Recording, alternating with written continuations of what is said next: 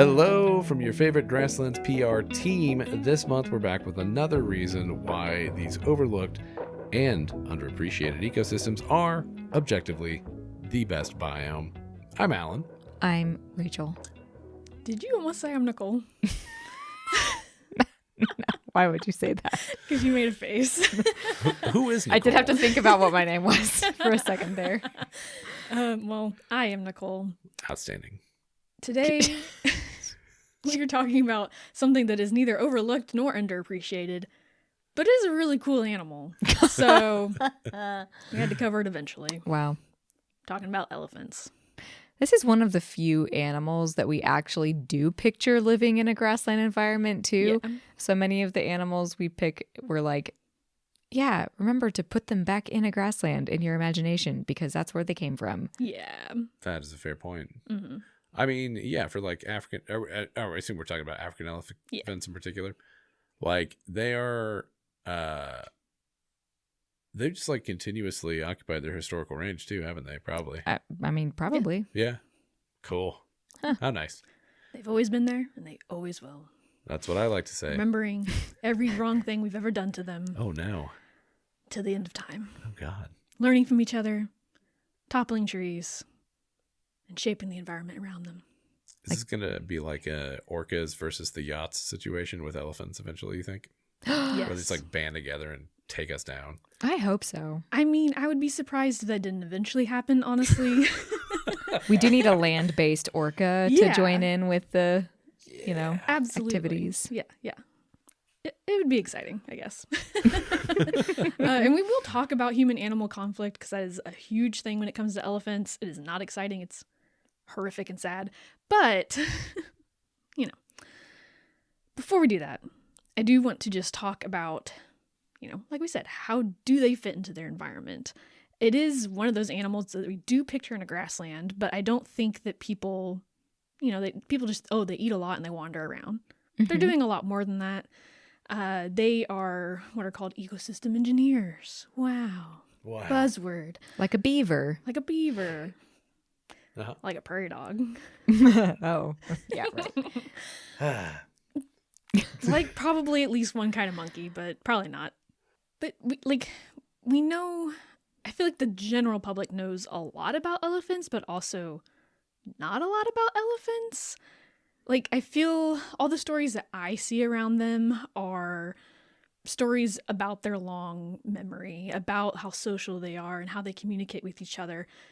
And I'm not saying those aren't really cool stories to tell. That's some of my usually, the things that I like to tell about animals.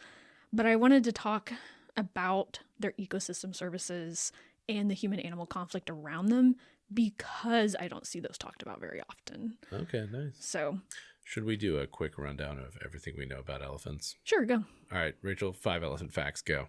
They bulldoze trees. Okay. 1, They can drink water in their trunks. 2, nice. They have ivory tusks. 3, sweet. They leak musky fluid in their temples if they're males, and it's their male period time of year. Awesome. Yeah, I'll take it. Yeah. And they have eyelashes that are really pretty. No. Those are all really good. None That's of good. those are being covered, so good job. Oh, Nice. Alan, do you have 5 different ones? Yes. Oh. Okay. Their tusks are modified teeth. Yes. Their ears are important for thermoregulation. Yes. They have a prehensile penis. That's a Yes, really good fact. correct. Yeah. Their trunk has like 40,000 individual muscles in it. Correct. Wow. And they mourn their dead. Yeah. Good stuff. Okay. All 10 of those facts I was not going to mention. Sweet. So great. All right. Good job, guys. Great. Okay. You didn't steal any We of my... did it. Well, I was going to talk about them bulldozing trees a little bit. But other than that, Yeah.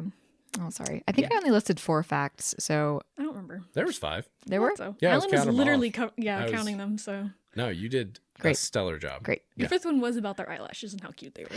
That's an important fact. You draw blood from an elephant through their ears. Yes. Oh, that makes sense. Mhm. Highly vascular. Yes.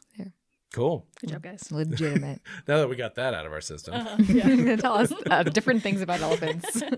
Yeah, those are like the normal fun facts that a lot of people know. They're great fun facts. But like I said, putting them back into the environment, all that good stuff. What are they doing? A lot of it comes down to these are very large animals. They're eating a ton of food. They need a ton of water.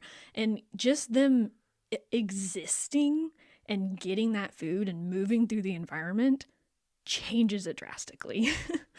They eat hundreds of pounds of food every day. And all of this browsing, because they are browsers, they're not really eating grass. They're eating leaves and forbs and even the bark off of trees sometimes. As they are doing all of this herbivory, they are not only creating really, I guess, nitrogen-rich environments for themselves, but also for other grazers around them and other browsers around them, because as these plants are constantly being either straight up mowed down by elephants or just browsed heavily by elephants, all that fresh new growth is extremely high in nitrogen, and it makes for just really palatable, yummy stuff for everybody around. Okay.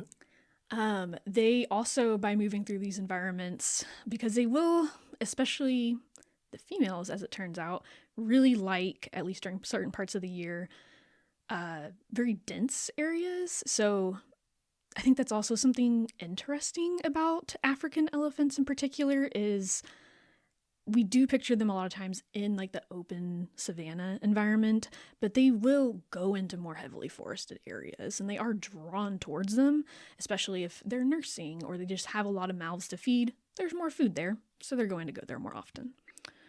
And, you know, literally just them pushing through the trees and pushing through the underbrush leaves, you know, just chaos in their wake and makes room for smaller herbivores to then go into those places as well. Which is just, I don't know, it's weird to think about. Maybe it's just because I'm a bug person, so I don't think about like things on that scale, but it's really cool. Well, yeah, I mean, because like, I guess that's kind of a similar, like, a similar benefit to really any herbivore that's doing a lot of grazing by volume, right? Yeah.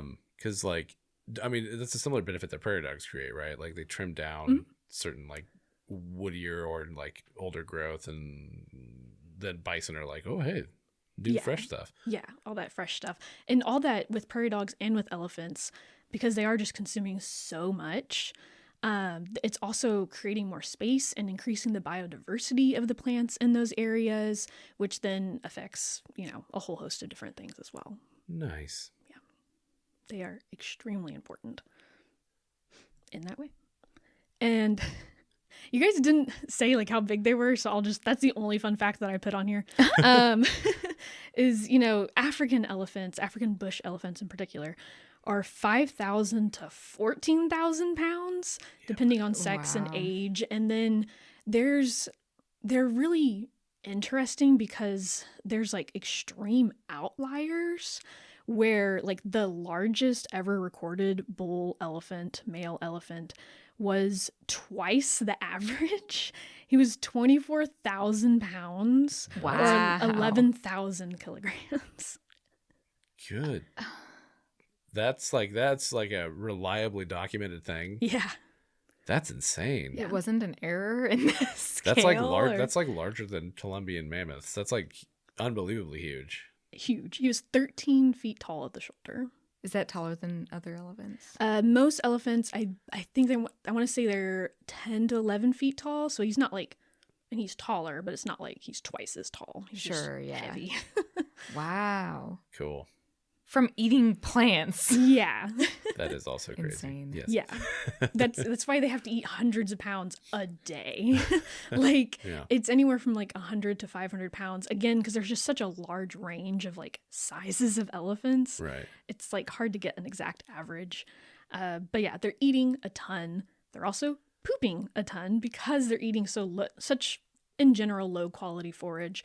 A lot of that just comes right out the end as poop.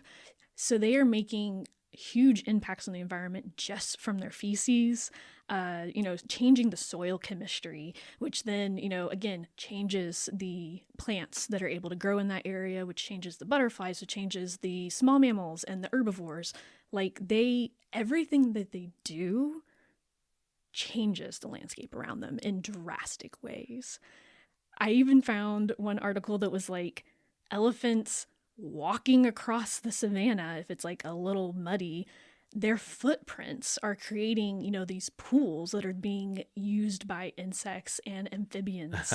Like it's like just them walking around is creating habitat. It's very cool. Yeah. I guess that's what happens when you're just that enormous. There's nothing else really like that on the planet today, like land-based. Mm-hmm. That's true. Yeah. Yeah, they're like far and away. There's nothing comparable to that in terms of size and wild. Okay. Mm-hmm. Did anybody have the foresight to weigh the poops produced by that 24,000 pound elephant? Not to my knowledge, but who knows? I was gonna ask, like, on average, what are we talking, like, weight wise in terms of like daily waste? poop? Yeah.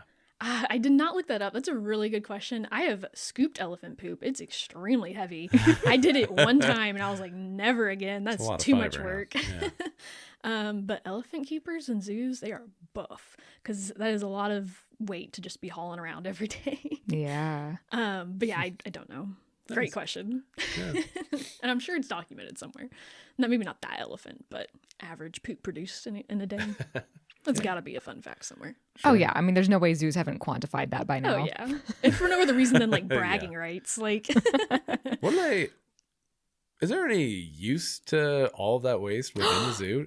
Can it be composted or? I literally have a notepad upstairs that's made from recycled elephant poop. Yes. Forgot about that. Mm-hmm. Yeah. Okay. Yeah. Yeah. Nice. Great fertilizer. I would imagine. Yeah. There's also, I have another fun use for elephant poop later. Oh boy.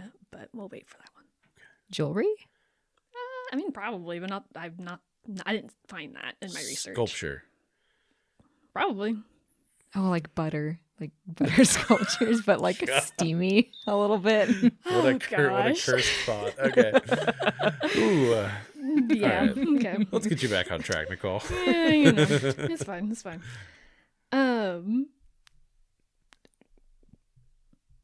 Oh, another, like, I don't know, weird thing about eating that much food all the time is that their teeth are very unique, especially adapted to be able to handle that. All herbivore teeth they have very deep grooves. They tend to have very long crowns, which is like the top part of your tooth, and their roots are comparatively very short. Like the crown would go down into the gums sometimes, depending on the species. And then that tooth will, in a lot of herbivores, will just like constantly erupt and constantly grow. Not all herbivores, but with elephants, they take it a step farther and they have the deep grooves. They have, the really tall teeth that have a lot of, material that can be worn down by this rough forage that they're eating on every day. But they also just keep growing new teeth constantly throughout their life, which is bizarre. I don't really know of any other animals that do that. Do you guys know of any? Other than mammoths, where isn't that's they cycle through like 5 or 6 times. They're like entire sets of teeth or something. It's really weird. Yeah, their molars are constantly replaced. I want to say it's like every 10 to 20-ish years, somewhere in there. Wow. So yeah, just constantly being replaced. New ones will just kind of pop the old ones out, and like I've talked to elephant keepers and they're like, yeah, we found a tooth today, and I was like, okay. Wild. But like it's fine, like that's just what they're used to. They have more than one set of grown adult teeth, but they are limited. So I believe it is 6 sets of teeth. Once they're on that final set, and they're worn out, that elephant just can't eat anymore and will starve to death. Ooh. So okay, yeah, they're go ahead. Oh, I was gonna say, and to be clear, this is not like with a rodent where it's like their teeth are just kind of constantly growing. Correct. It's like there's full on new teeth coming in. Yes. Yeah.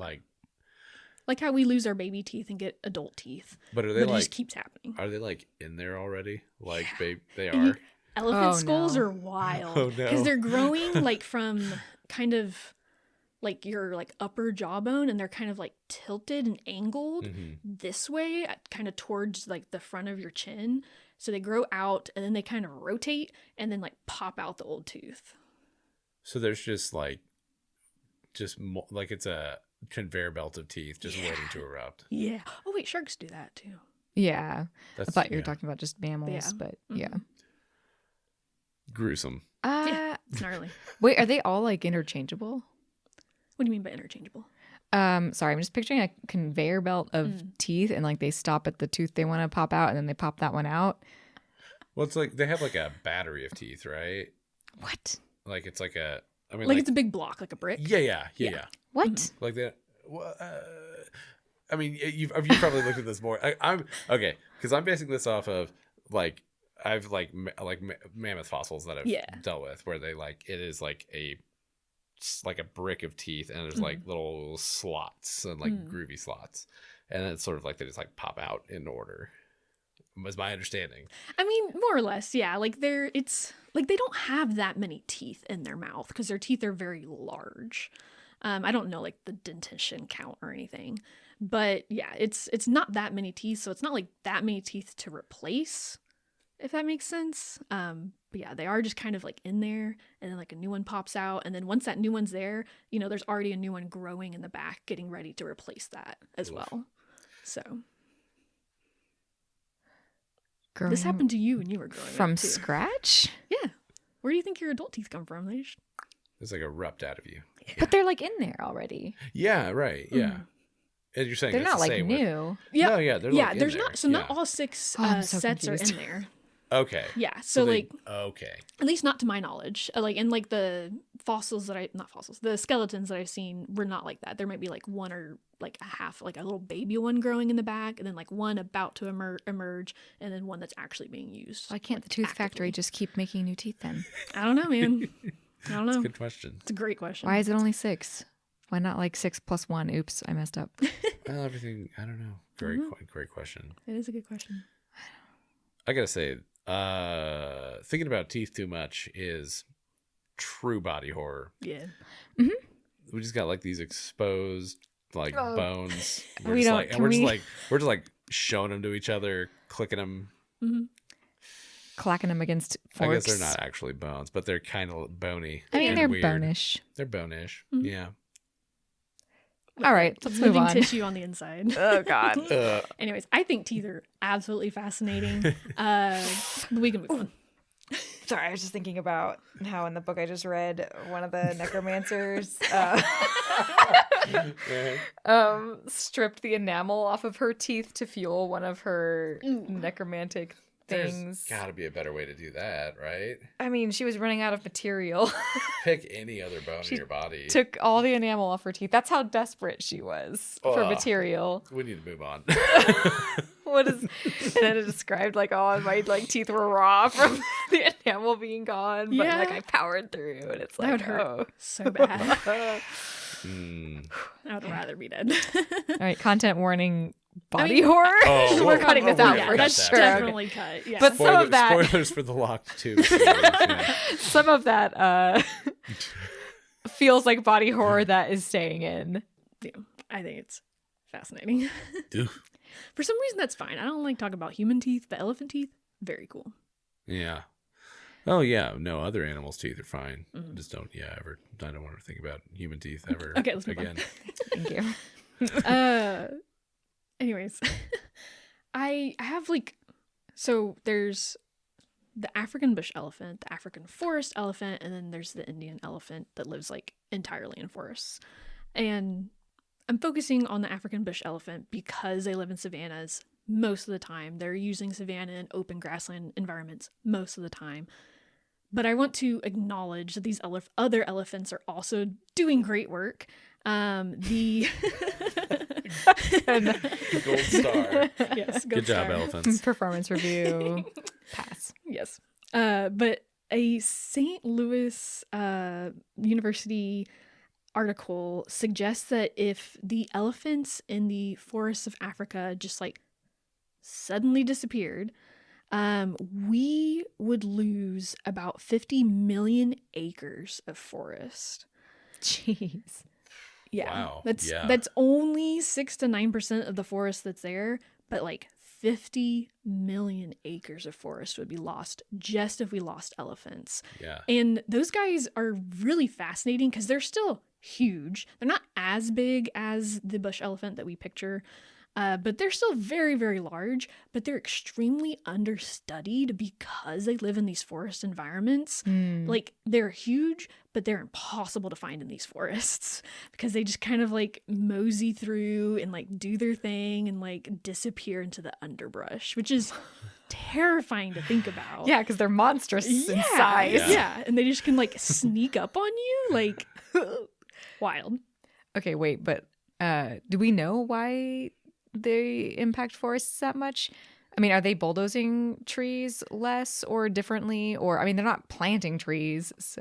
They are bulldozing trees, but they are, I think, doing it to a slightly lesser extent. But that is still very helpful. Getting rid of, old and dying trees and, doing, clearing out space for younger trees to come in, for, like when I found a paper that was talking about a specific species of like butterfly that was like affected by elephants and things like that. Like elephants have such a just profound impact on the environment around them. And as they're eating all of this stuff, like I said, they're pooping. So they are actually helping spread seeds of these trees as well. So cool. Yeah. Nice. Yeah. Cool. I also was very curious about like reintroduction efforts around elephants. So we know that they do all these good things for the environment, but they're very large. It would be very expensive to like fly them to like a different part of Africa. And I couldn't really, it does happen, but not very often.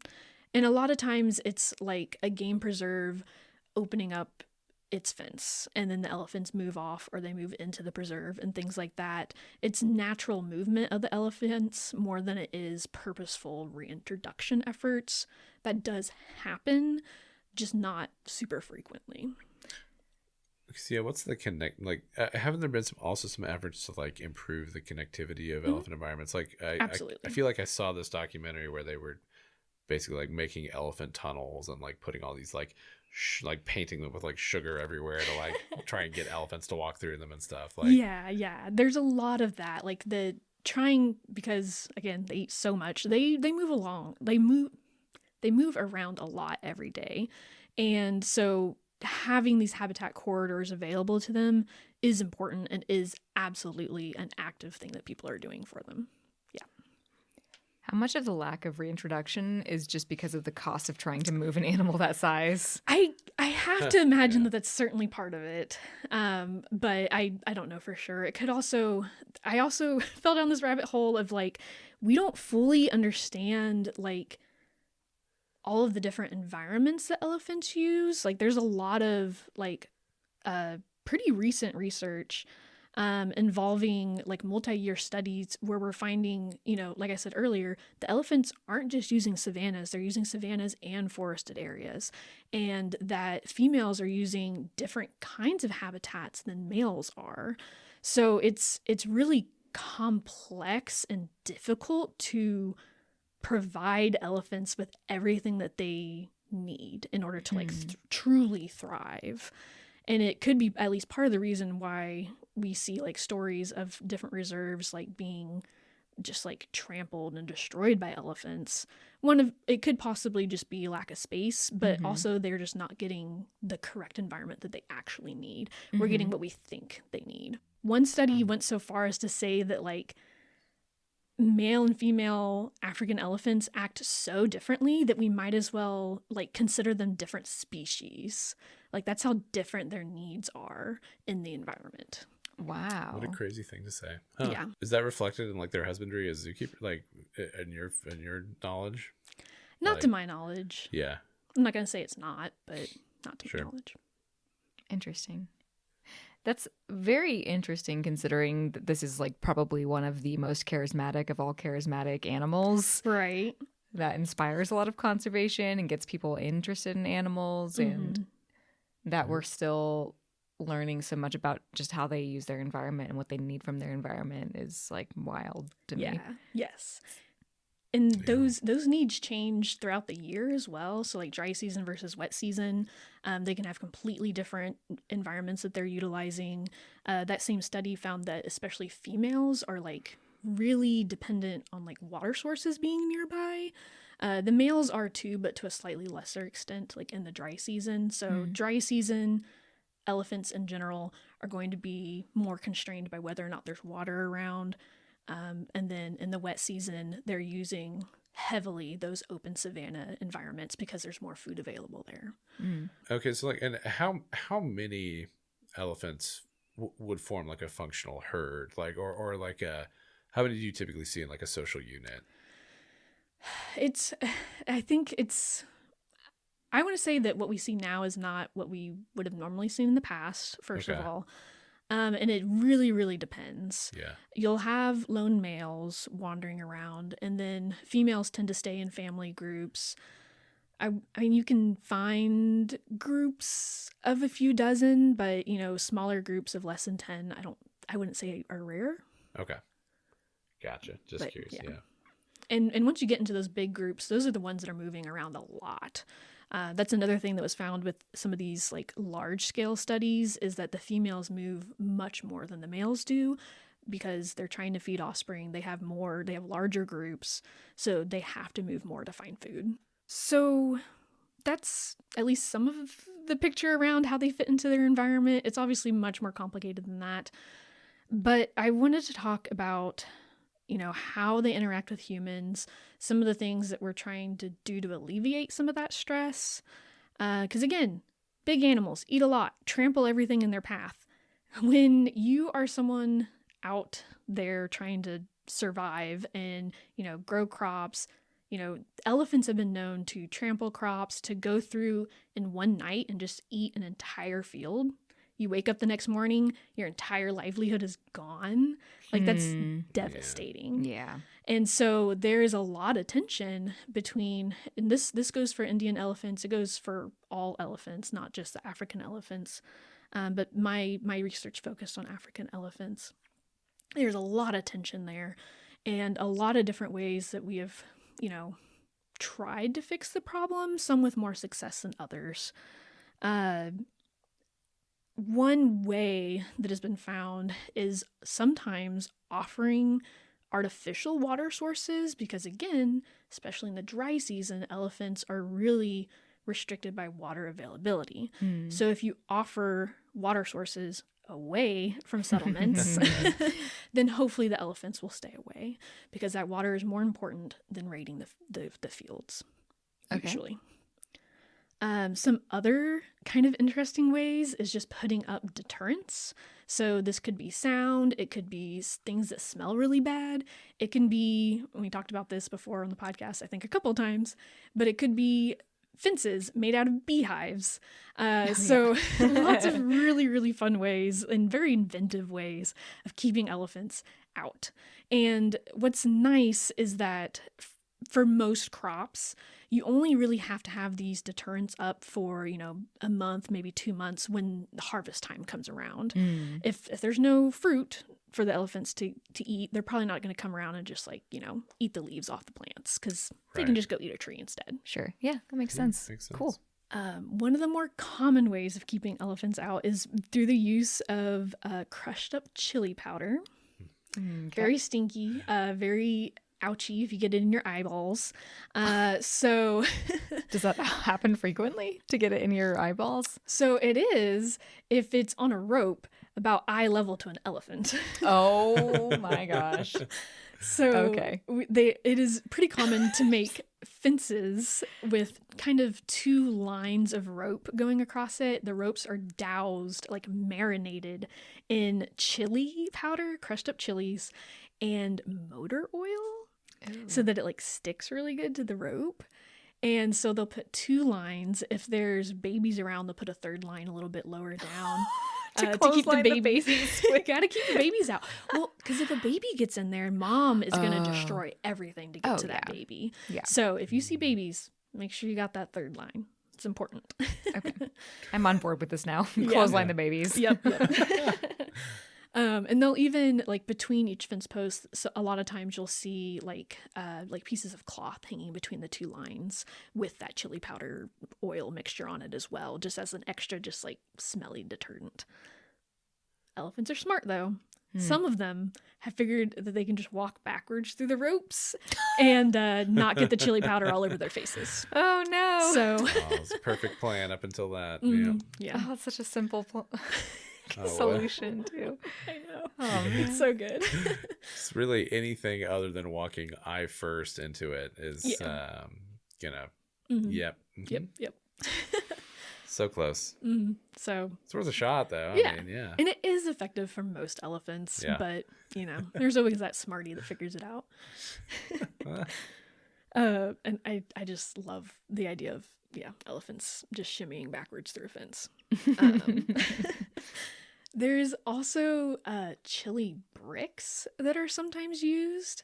So they mix either cow dung or elephant dung with smashed up chili powder, and they light them on fire at night.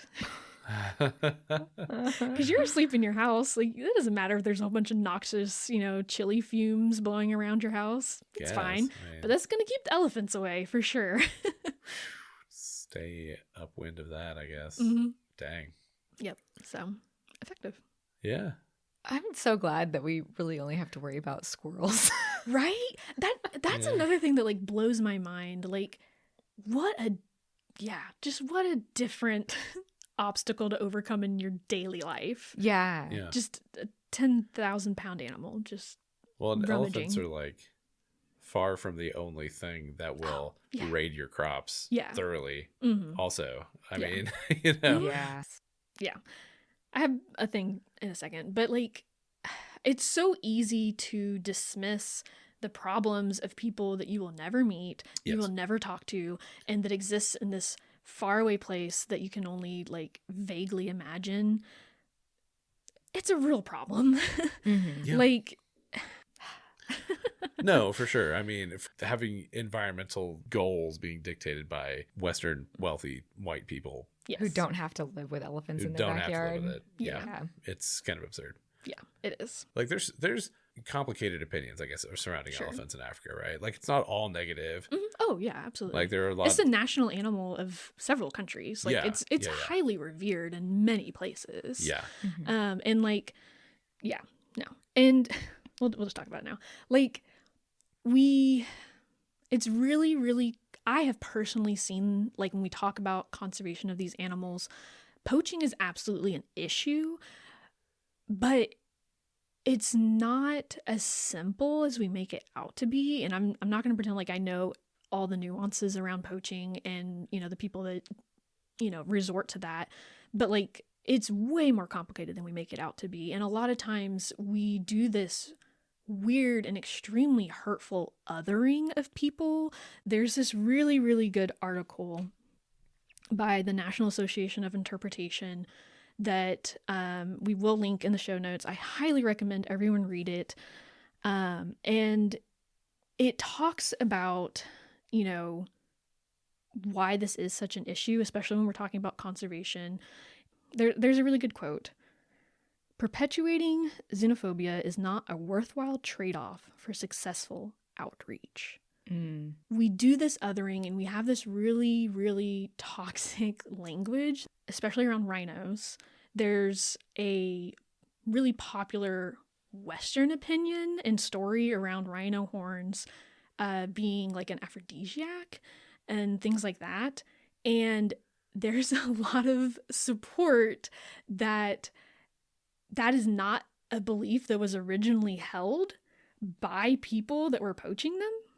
Oh. That the Western sensationalization of like, oh, they're doing it for this silly reason actually made people be like, oh, does it actually do that? And increased poaching after it became more common like in Western media and like in Western like almost propaganda Yeah. against poaching.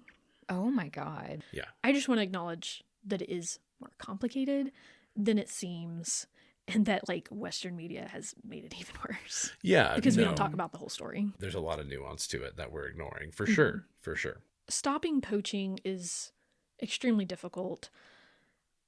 I mean, other than keeping animals inside fences and patrolling those fences constantly, which does happen, it's very, very difficult to stop. I'm not trying to belittle the dangers of poaching, but I think it's really important to kind of look at some of these other ways of conservation a little bit more closely and incorporate them better. And, you know, alleviating the human-animal conflict within the country is also really important, and I think often overlooked because, you know, it's hard to even put yourselves in those people's shoes and realize how big of an issue it is. And I wanted to kind of talk about another conservation story that is known really well here in Wichita and had, you know, worldwide fame at the time when it happened as well. There's a lot of controversy around keeping elephants in zoos in general, because we think of them as very emotional, intelligent, you know, beings. And there's even been some really recent legislation attempted to be passed, you know, to say that elephants are sentient and should be treated like humans. And would you keep an elephant in a zoo, a human in a zoo, and treat them like we treat elephants? There's so much drama around this that I had no idea existed. Happy the elephant, have you heard of her? No. So the Non-Human Rights Project in 2022 tried to pass a bill that would have given Happy the elephant full legal rights as a human, because it was found that she was sentient. She passed the mirror test, she passed some other tests, and people were like, this is a sentient creature that should not be in a zoo. I'm not going to take a stance on whether elephants should be in zoos. It's complicated. But this case is really fascinating to me, just because of some of the, like, just the implications of it are interesting. There's a couple quotes that I wanted to just throw out there. You know, if Happy the elephant was given full human rights, this would have an enormous destabilizing impact on modern society. Indeed, following to its logical conclusion, such a determination would call into question the very premises underlying pet ownership, the use of service animals, and the enlistment of animals in other forms of work. Which, like, fair, like, it's a slippery slope. Yeah, like, yeah, if elephants are sentient, we shouldn't have them in zoos. Like, where do we draw the line? We've talked about how, like, bees might dream and might be sentient. Ants pass the mirror test. Like, yeah. Where do we draw the line? It's a weird, slippery slope that, like, Let them vote. let them vote. Yeah, I'd allow that. I'll elect an elephant. Yeah. But yeah, it's really fascinating. Wow, yeah. And there's also a lot of drama, I guess, around, like, how elephants are kept in captivity. How much space do they need? Should we work free contact with them? Should they be protected contact?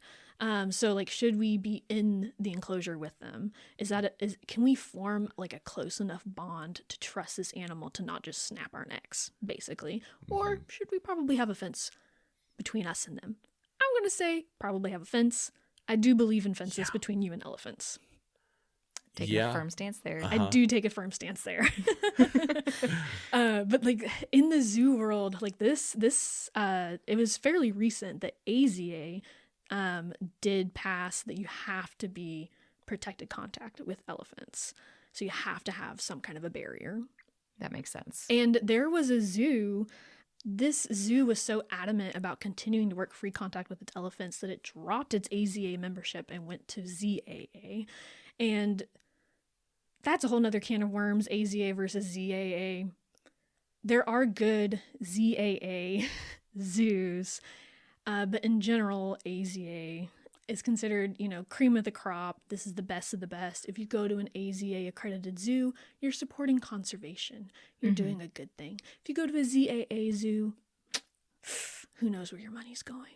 But like, that's not, again, it's more complicated than that.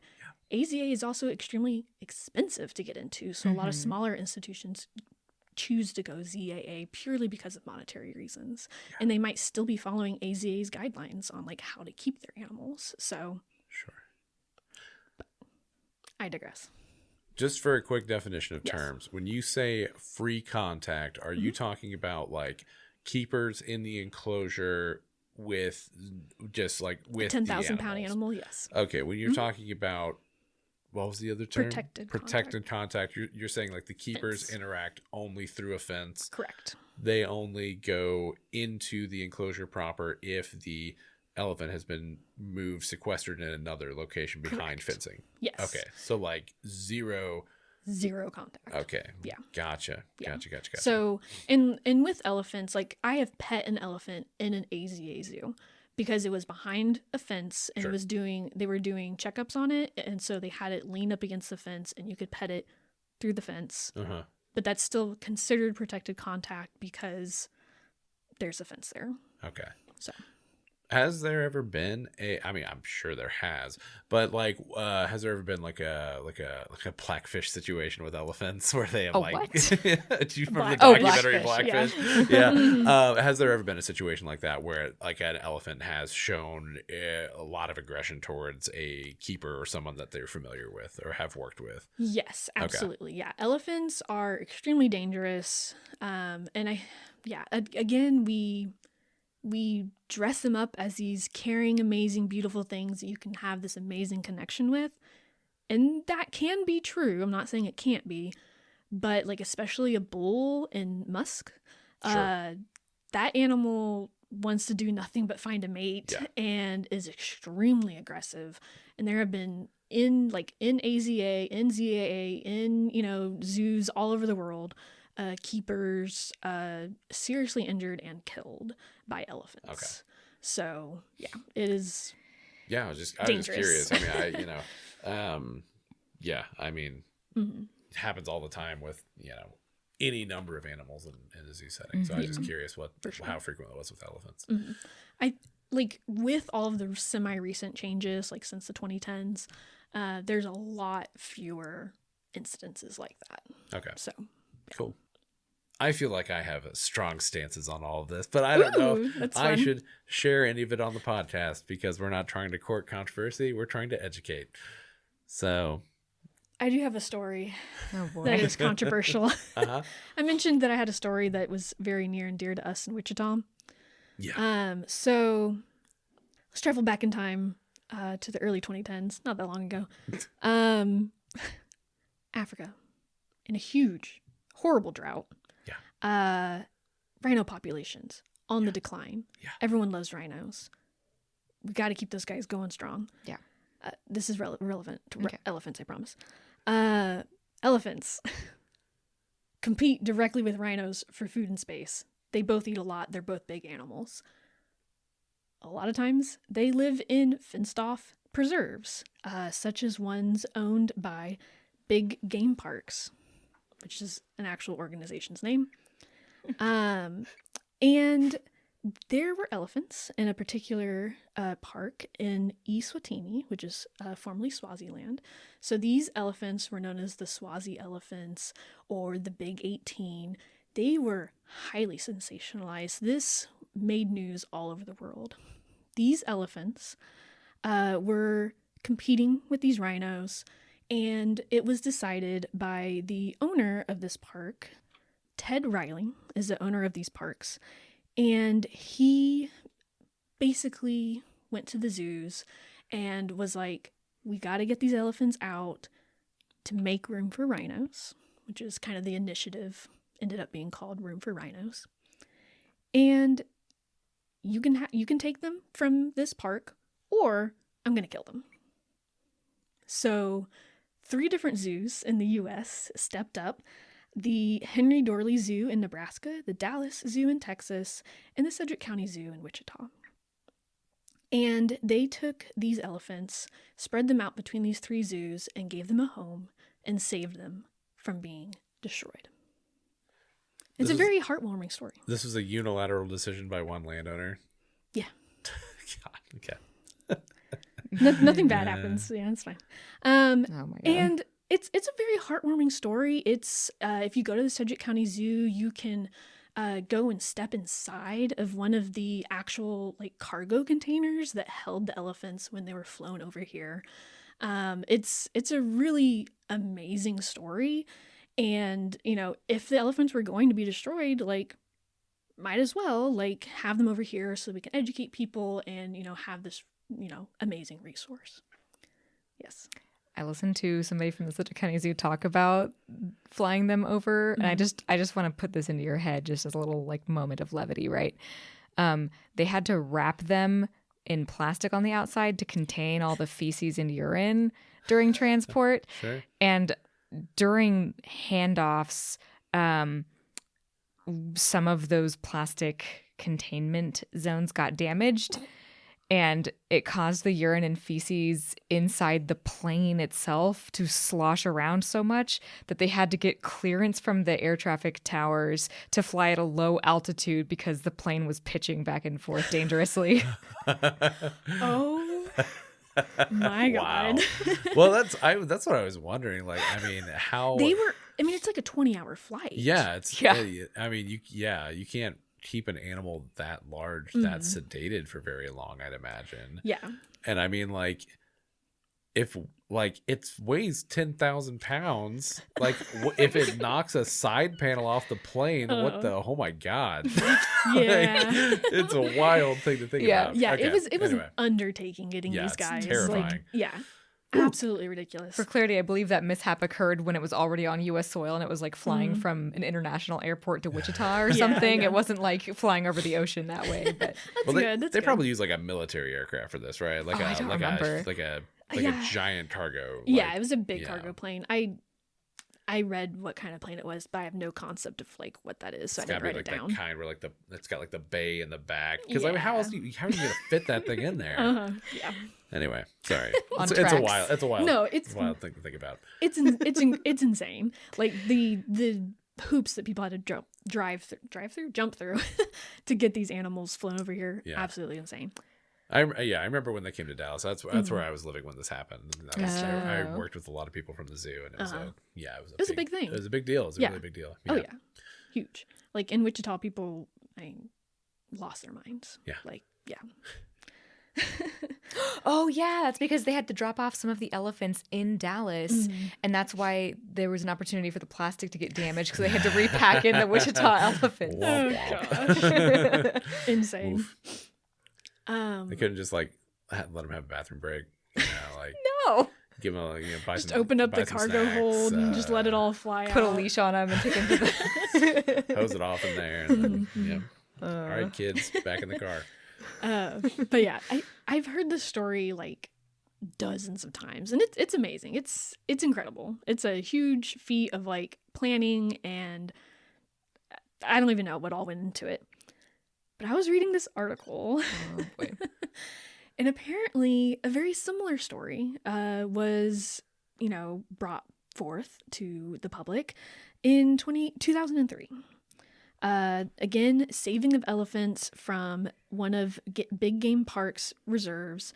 The elephants had to go or they were going to be killed.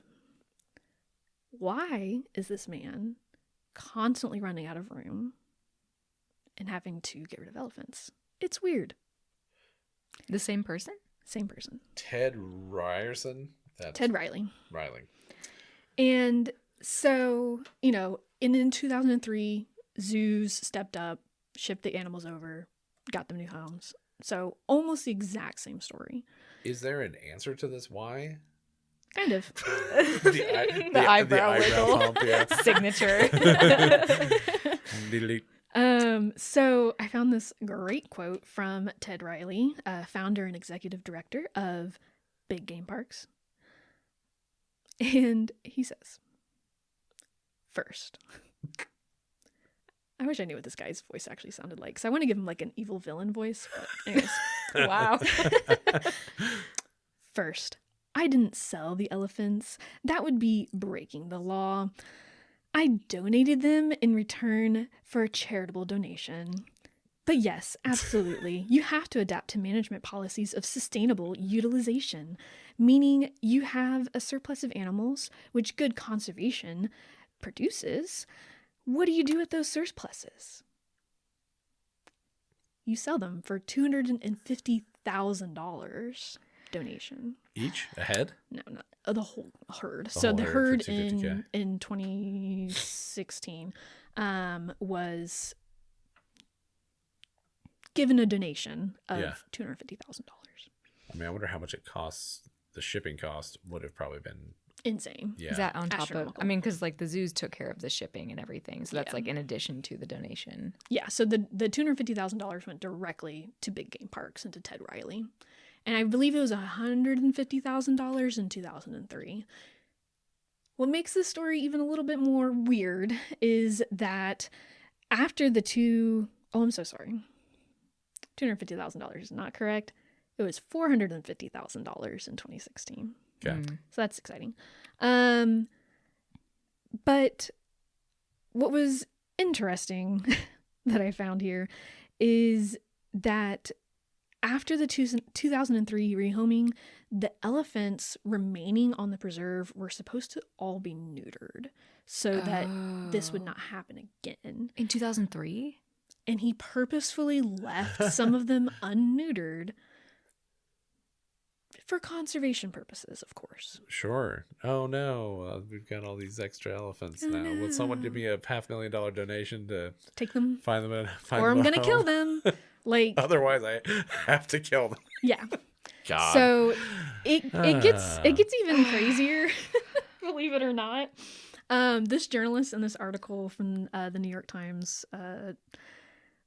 goes on to discuss how the area that the Swazi elephants from 2016 was only about 22% of the total park area. So they were in a fenced off portion that could have easily have been opened up and allowed the elephants more room. So he was artificially running out of room. Yes. And I mean, the worst case yeah. yeah. Okay. Sure. There were space. There was, if he didn't want to use his own park, there was space and other reserves that were specifically brought. Like people, the owners of these other reserves were like, you can send them here. We will take them from you. But Yeah. they're not going to donate nearly $500,000 to him for the elephants. So Yeah. Right. So those people went unanswered. A conservation group known as Group Elephant offered to match the zoo's donation of $450,000, and they would personally move the elephants to another location within Africa. However, they stipulated that they would only do this if the remaining elephants in the park were neutered. So he didn't answer that either. oh Okay. my god. Yeah. Now these elephants, though, Mm-hmm. in Wichita, right? Mhm. These are the Swaziland elephants. Yes. Yes. They are all currently pregnant, correct? They Correct. are. With a new generation of elephants. Yes. So there are 4, not all of them are pregnant, but there are 4 elephants from the Swazi herd that are pregnant at this time at the Sedgwick County Zoo, Uh-huh. which is an amazing feat of conservation. It is Sure. extremely difficult to breed elephants in captivity. I want to be very clear that this story has some weird, dark, not great choices that were made. Yeah. But I do not fault the zoos, and I especially do not fault the keepers. No. It's impossible to know how much of the story they knew ahead of time. Yeah. And if anyone made bad decisions, it's Ted Riley, and it's Fish and Wildlife Service who Yeah. gave permission to have those elephants shipped here. It's it's the head of possibly AZA who ultimately made that decision and was Yeah. like, we want these elephants.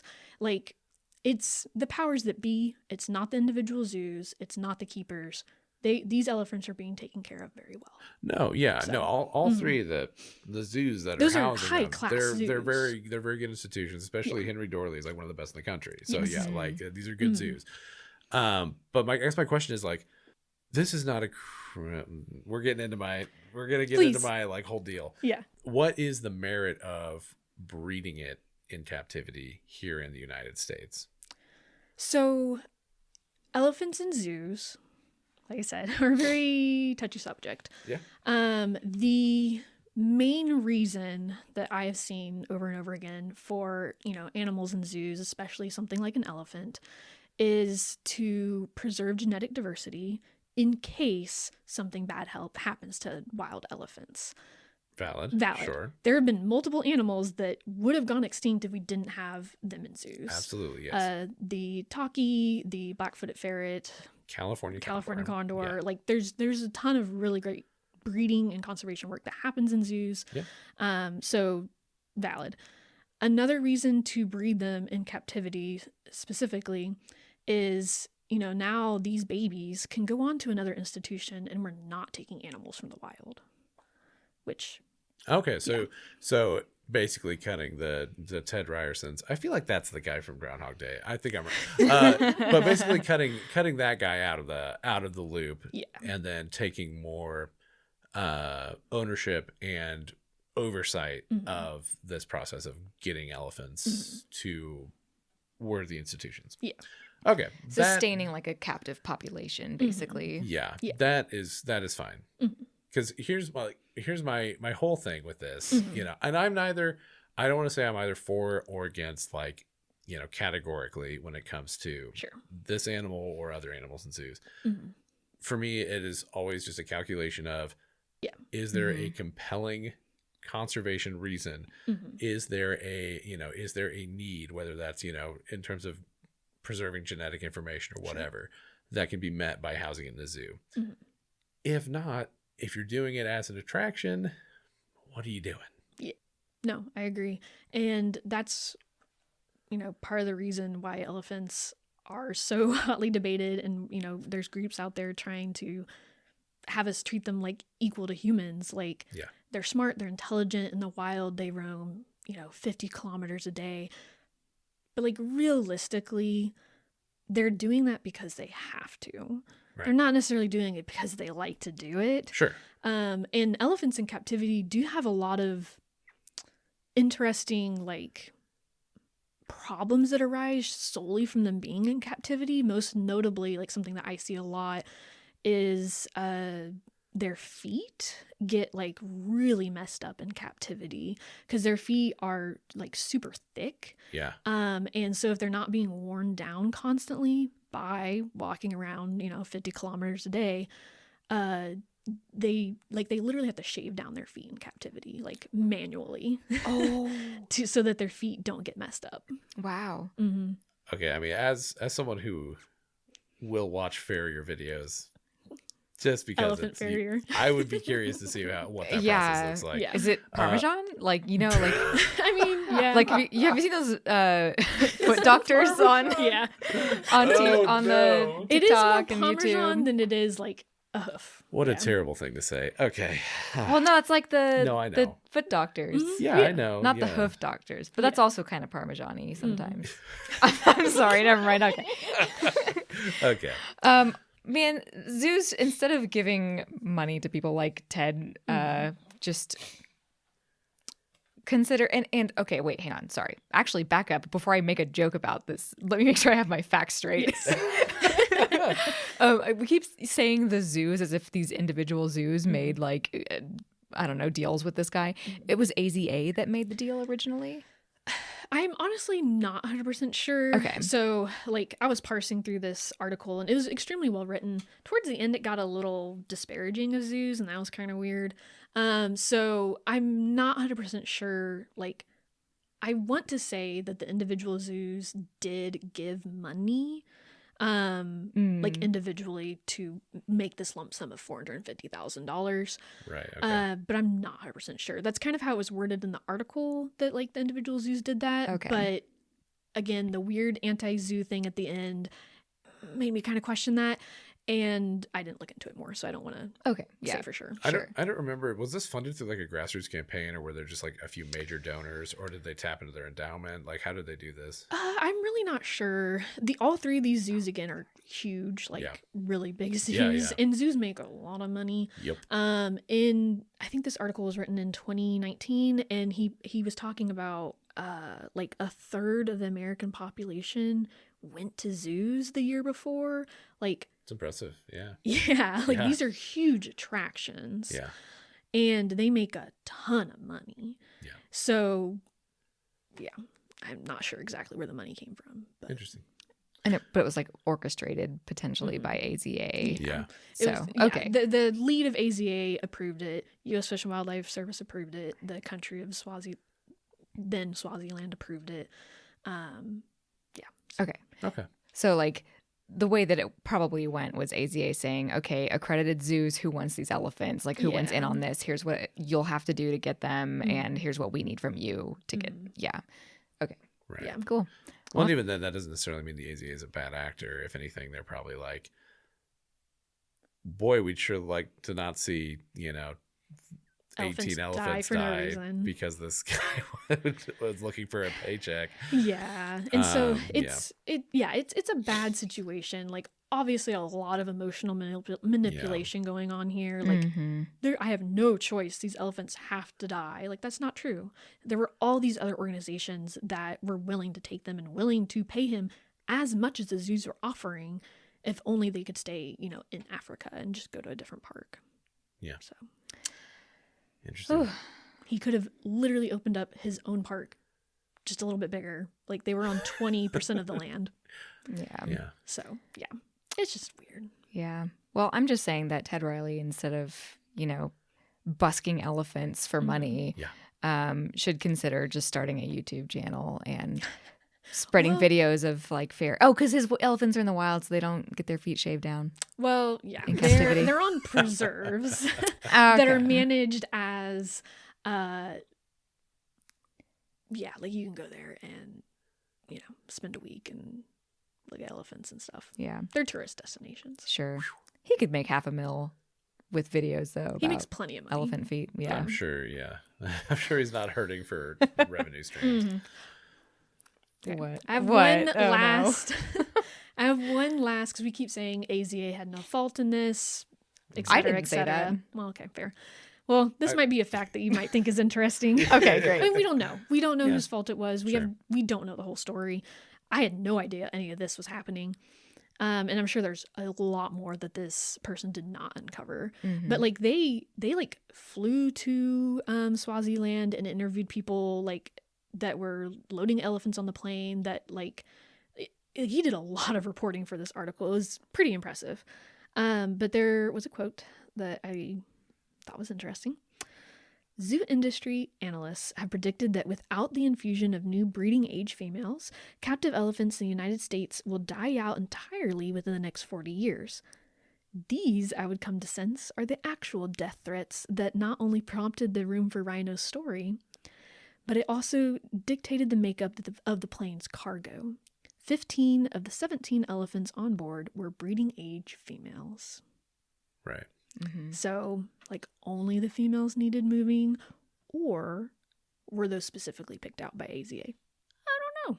I mean, they were definitely picked out. I mean, Yeah. And I mean, So, I don't think anyone is clear of any blame in this. I think I can understand why they turned it into a, feel-good conservation story. And left out all of the other kind of weird details that put a bad taste in your mouth. Yeah, but that's just basic marketing. Yeah. And like that doesn't have to be like, It's not getting bad. Sure, yeah. And getting female elephants in primarily doesn't have to be like a sinister thing either. Like there is a limitation in what kinds of animals zoos are even equipped to house, and it's really rare to have like a bachelor herd. There are zoos in the U.S. that have bachelor herds, but it makes sense that it would be easier to house a lot of females in the type of social society elephants have than an equal portion of males or something like that. because Yeah. during musk they're not going to get along. Yeah. So Which is an issue in captivity. Well, it's I mean, accepting majority females, you know, like breeding stock, basically, it is like, you know, it's a calculated decision. It's a calculated that- decision, yeah. and, you know, and it could be a net positive, and it's whatever, you know. I mean, that's just part of it. Yeah. The whole thing is weird. It's so weird. I don't, you know, and there's ethical concerns, you know, around every possible surface of it. So, Yeah. Yeah. yeah. In general, I will make this stance because I've been wishy-washy. I don't think that elephants should be taken from the wild. Like, at this point, we have plenty in captivity. Yeah. We have really robust breeding plans for them. There's no Maybe- risk of bottlenecking genetics. Yeah. Okay. Like, it's, I mean, not that I know of, anyways. And like in parts of Africa, like elephants like aren't endangered. Like in Yeah. certain parts they are. They're doing really terribly. But in certain parts of Africa, like there's been times where hunting has been opened on them because there's just so many of them, Yeah. and like they have to be cold. So I don't know. I think that there are different conservation choices around elephants that could be made other than taking them from the wild, Yeah. especially if it's going to be promoting this kind of weird behavior yeah. and supporting people that are shady. Yeah, the story around elephants is complex and has its dark sides, its good sides. They're amazing animals that destroy and create in equal measure, and are worthy of respect. Don't get in an enclosure with them. They will snap your neck. That's probably fair. Eh. Yeah. Don't do it. Nicole, thank you. Thanks for listening. The Best Biome is produced through our nonprofit Grassland Groupies, dedicated to inspiring the conservation of grasslands. In the show notes, you can find our website, phone number, and social media accounts. Text, call, or tweet your suggestions, fan mail, or hate mail. If you enjoyed the show and want to support us, tell your friends about us and leave us a review where you can. We couldn't do this without your support. Have a lovely month, everyone except Ted. And we'll see you again next time. Bye. Farewell.